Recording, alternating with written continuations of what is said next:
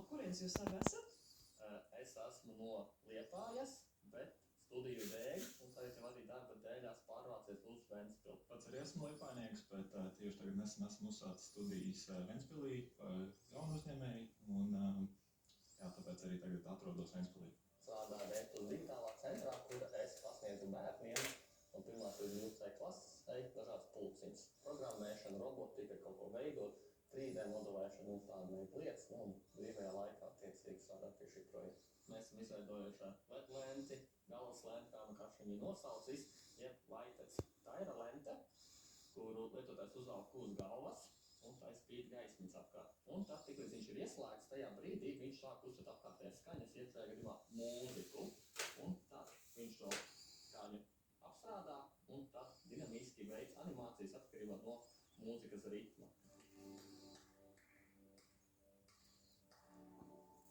Šī ideja radās diezgan tāda spontāna, kā jau es teicu, mūsu visas labas idejas radās. Viens no mūsu draugiem atnāk saka, ja es biju koncertā. Koncertā tur meitenēm bija sarkana kaut kas uz galvas, bet tas bija viss kaut kas sarkana spīdē. Mēs izdomājām, vai mēs nevaram kā uzlabot. Varbūt vairāk krāsas ielikt, varbūt, ja tas ir koncerts, tad kaut kā dinamiskāk. Un tad tas mūsu mērķis, tas, ko mēs vēlamies izdarīt, tad cilvēki nāk uz pasākumiem, festivāliem vai reivi jauniešiem, izmanto šo publiku, viņa pilnā potenciālu un cilvēkiem iedot par mūsu produktam, lai izveidot šādu neaizmirstamu gaismas šovu. Mēs esam paši aizgājuši uz ballīti, bet iesēdāmies stūrītī ar datoru programmējam kalibrēm. Skatāmies tādus ideālos parametrus, kas pietrūkst tam līdzīgi. Vai tas ir kaut kas unikāls? Produkts kā tāds eksistē mazos apmēros, bet kas ir svarīgākais ir tas, ka mēs mēģinām atrast to konkrēto tirgu, kurā mēs varēsim pārdot to produktu ar lielāku efektivitāti. Kas ir tas jūsu biznesa modelis? Pagaidām tā ideja pavisam būtu vienkārša, kad sākumā tas būtu uz izīrēšanu, tas strādātu kā silent disco variants, kad ir šis viens cilvēks, kas kontrolē arī to un lai arī varētu savākt atpakaļ arī viņus. Cik ilgi viņš iet no baterijas tad? Pirmiem testiem, ko mēs veicām, bija 4 stundas, bet tas bija neiekļaut animācijas ar visām tām iekļautām. Pārēķinot, mēs varam prognozēt aptuveno darbības laiku ar pilnu uzlādi uz 15 stundām. Viennozīmīgi jādabūna ir šī atgriezniskā saite no cilvēkiem, un tā, ka mēs dabūjuši atgrieznisko saiti, pielabot viņus, uztaisīt jau strādājošu labu prototipu produktu, tad, protams, iet pasaulē, iet sākot ar varbūt Ventspils, Kurzemes un tad jau Latvijas mērogā. Cik viņš varētu maksāt aptuveni vai uz kādu tirgus segmentu jūs mērķējat? Tas varētu būt no 20 līdz 25 eiro par vienību. Mēs izaicinājām sev, mēs aizgājām mūsu veikalu pāri ielai ar tādu lēmu, tad bija nāks jau kad 10, ja bija tumšs, bija arī bērni, kas gāja garām, tie bija baigi sajūsmā, tie tu paprasīja bildu uztaisīt.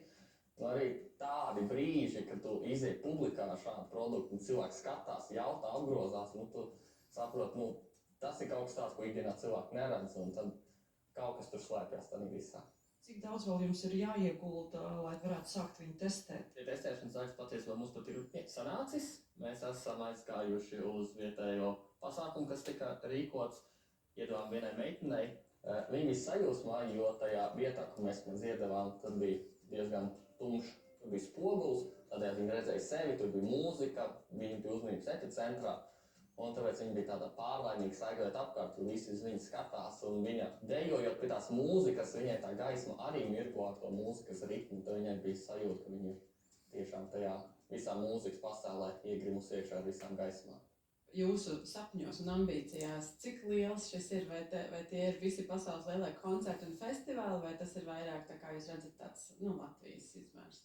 Noteikti mērķis būtu vairāk arī skatīties, kas ir iespējams pasaules tirgos, arī ne tikai Latvijā, arī Baltijā, Eiropā un tā tālāk. Jo lielāks pasākums, jo labāk. Protams, skatoties tādā globālā mērā, Taylor Swift vai Coldplay koncerti, vai mēs skatāmies Latvijas robežās, tad viens no mums tādiem mērķiem, kas katru gadu notiekās, ir Summer Sounds, tā kā pats no Liepājas viņš notiek. Ideja ļoti forša un apsveicama. Es redzu arī to, ko mēs iepriekš minējām par mērogojamību, jeb to, ka ar šo var sasniegt lielus plašumus. Tā kā no manas puses saku jā, ļoti gribētu jūs redzēt nākotnē vēl.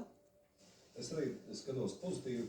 Šī ir disko ēras ideja, bet 21. gadsimta tehnoloģiskajā izpildījumā un izklaides industrijā, un tas ir virziens, kurā virzīties. Skaidrs, ka ir daudz jautājumu par to tirgu pārdošanu, produktu piedāvājumu paplašināšanu un tā tālāk, bet es balsoju par to, lai mēs tiktos nākamajā kārtā un pie tā vēl piestrādāt.